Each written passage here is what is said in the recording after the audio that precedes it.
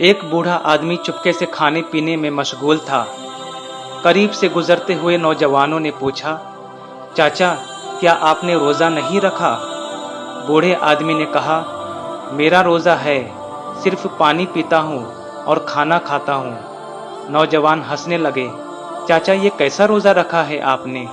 इस पर बूढ़े आदमी ने कहा, मैं किसी की बुराई नहीं करता, किसी पर बुरी नजर नहीं डालता, किसी को बुरा भला नहीं कहता, किसी का हक नहीं मारता, बेईमानी नहीं करता, हराम नहीं खाता, सच बोलता हूँ, कानों से गलत बात नहीं सुनता, किसी की गीबत नहीं करता, गलत राह पर नहीं चलता, अल्लाह की इबादत करता हूँ। सिर्फ बीमारी की वजह से मैं अपने मादे को रोजेदार नहीं बना सका, सिर्फ पानी पीता हूँ और खाना खाता हूँ। बूढ़े आदमी ने नौजवानों से पूछा, क्या आप सबका रोजा है?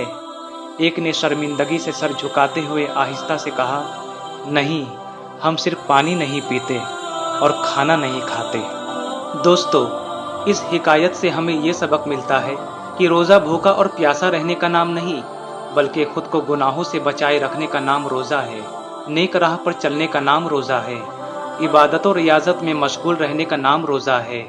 अल्लाह ताला हमें इसकी तौफीक बख्शे। आमीन।